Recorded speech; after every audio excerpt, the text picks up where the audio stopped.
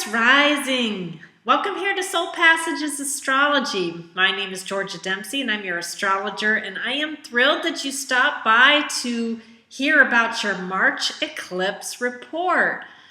Eclipses are super potent times. They are life changers, game changers. They bring in events that really stir up our lives, and we have one happening the early part of March, March 8th and 9th. Though the events may not take place exactly on that day, you will likely have some major event happen in your life within 2 weeks before the eclipse or 2 weeks after the eclipse. So it is a pretty big deal, right? And it is likely to stir up your world in a big way. So it's good to know what's coming so you can try to channel the energies in your favor and ride out the eclipse season really, really well. So that's what we're going to do today. We're going to talk about the eclipse and try to get you prepared for what's coming. And for you, all of the action, or a good bit of it, is happening up in your 11th house. And this is the house of hopes, dreams, wishes, friends. And it also has a lot to do with groups and organizations that we belong to. It has a lot to do with our vision for society, and also the codes that run society. And it's kind of funny because not only is it just the codes that run society, but it's also our willingness to try to break down those codes that are no longer working or serving the collective well. So it's kind of interesting that way. And the reason it has that dual feeling is because the 11th house is typically a house ruled by Aquarius, and Aquarius is governed by both Saturn and Uranus. And so there's, with Saturn, that energy to build and make solid and conserve and one step at a time and you know, climb the ladder sort of thing.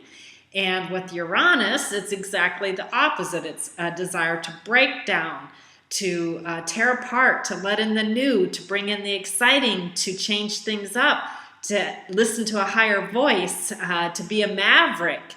And so you get these two things that kind of commingle in that 11th house. And I'll give you what I think is a perfect example, and it is Martin Luther King's I Have a Dream. Okay, how did he go about enacting his dream or vision for society? Well, he worked within the legal codes of society to make it happen. He did it legally. He worked with churches. He worked with organizations. He went through all the proper routes. But what was his ultimate goal? His goal was to break down those codes and mores and things in society that were no longer serving us as a collective. So that's the perfect kind of feel to the 11th house. And for you, wow, there is so much action happening up there at this time. So here is the planetary lineup so that you know what's coming your way.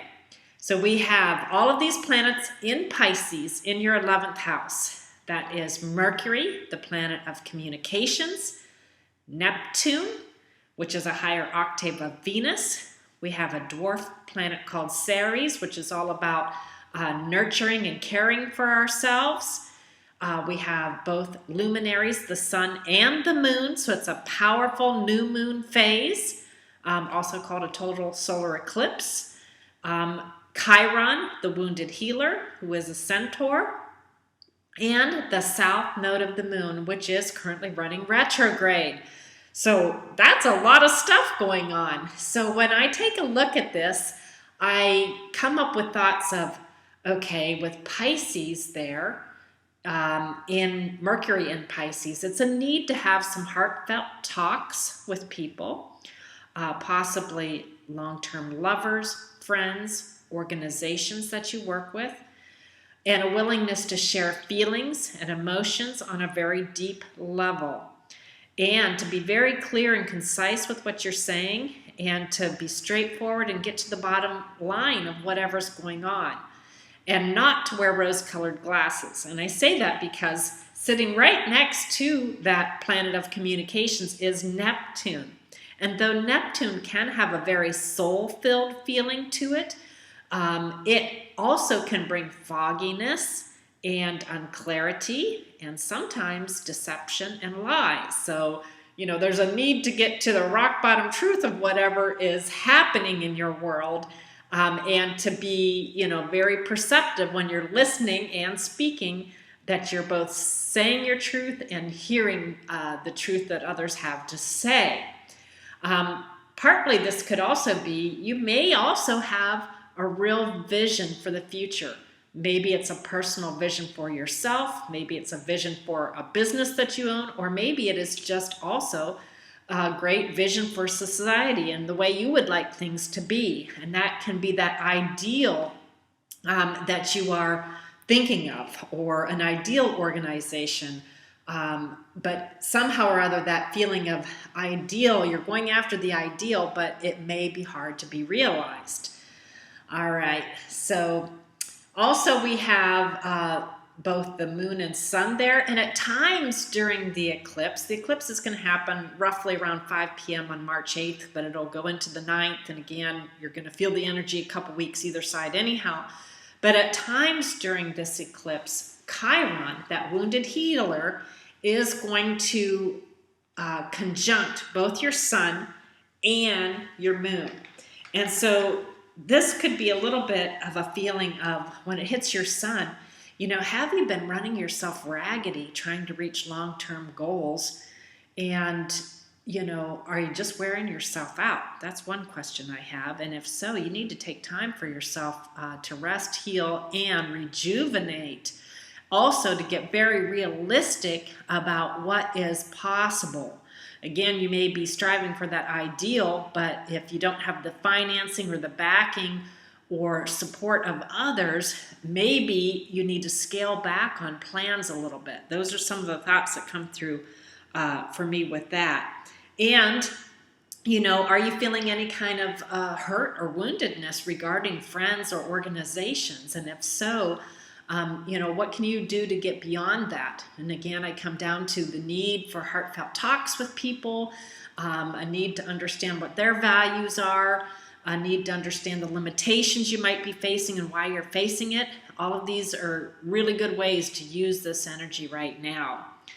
You're also going to have that wounded healer saddle up to your moon during this eclipse. And the moon is our subconscious mind.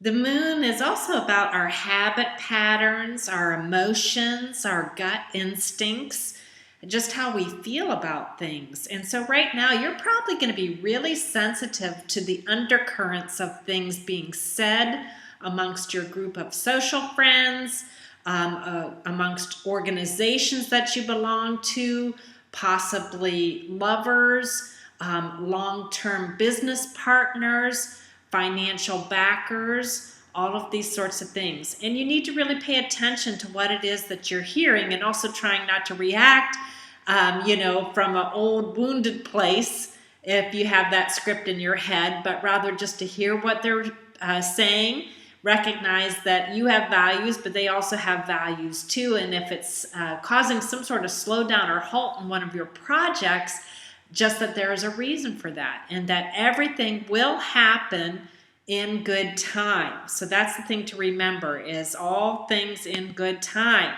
And right now you do have some very lucky planets helping you along the way, and that is Jupiter and the North Node in Virgo down in your 5th house. And these are the things that are opposing all of that 11th house energy. And so 5th house is generally ruled by the sun. It's traditionally a Leo-ruled house. And that Jupiter there wants you to be expansive and expressing yourself creatively. It wants you to have fun. It wants you to spend time with your children and go out on dates and start searching for Mr. or Mrs. Right. or, to delve into things that you find joy and passion in. And so this is the flip side of things. Maybe you've been working yourself so hard trying to get all of the goals done. And with Jupiter and Virgo, sometimes the message is that less is more. So maybe it's time to slow down a little, have a little fun, listen to the undercurrents of the things that you're hearing, have those heartfelt talks with people, and plan accordingly. And the reason I give you this advice is because squaring this entire axis, this 11th, 5th house axis, is Saturn in the 8th house in Sagittarius.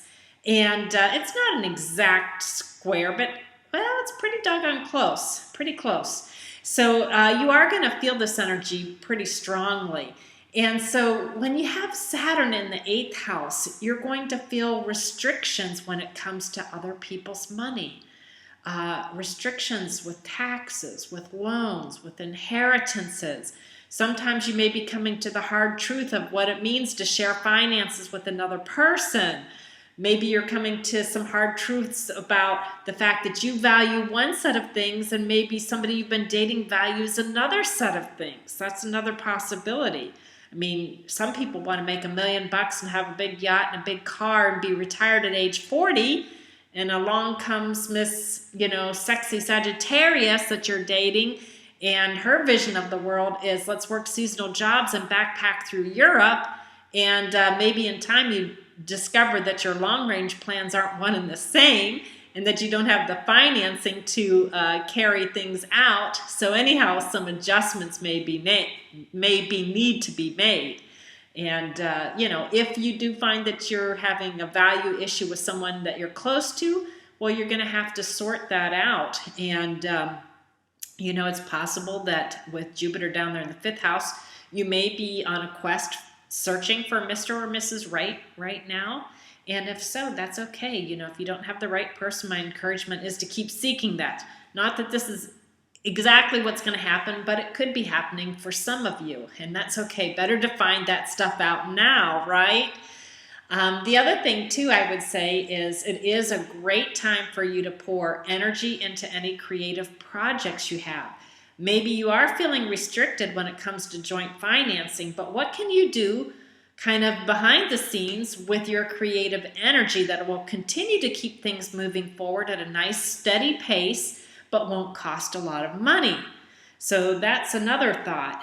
But I do see that you really have like this thing you want to birth out into the world, whether it's a child or a project, or just this vision you have for society. I mean, some of you may even be writing a book or a screenplay, and you want this to come out on the world stage, but you're just going to have to take things one step at a time. But creative energy and rejuvenating yourself with fun are good ways for you to harness this eclipse energy, and also to be really realistic about what you can actually achieve at this time without killing yourself and with the resources that you currently have on hand.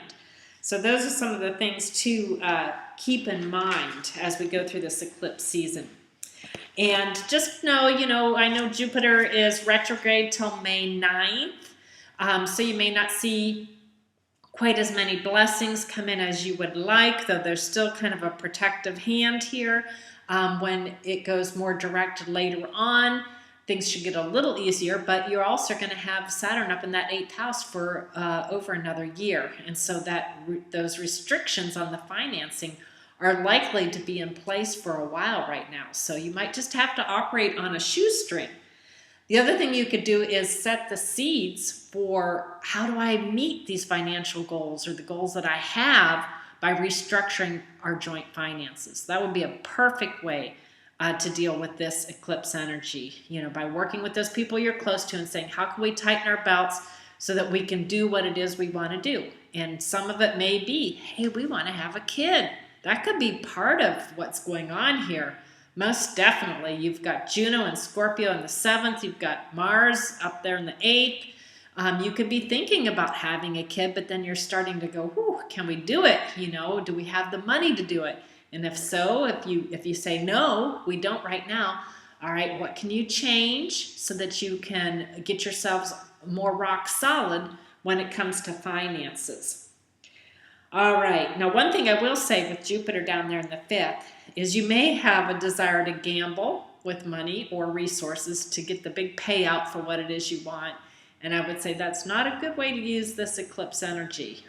There's enough power with Saturn there working against you that really gambling like that may not pan out well for you. And I know Jupiter makes you feel lucky and like things are going to happen in your favor, but it doesn't always happen that way. Sometimes Jupiter gives us hope and faith. It doesn't always deliver the huge things that we expect are going to happen. So just keep that in mind. And one of the main things I could tell you, Taurus Rising, is just remember everything happens in good time. And if ever there was a sign that has patience and perseverance to make things happen, it is you guys. So you have to just keep putting one foot forward at a time. Don't wear yourself out trying to get there at the end all at once. And remember that life is a journey. Sometimes it's all about smelling the roses along the way and not so much about reaching the destination.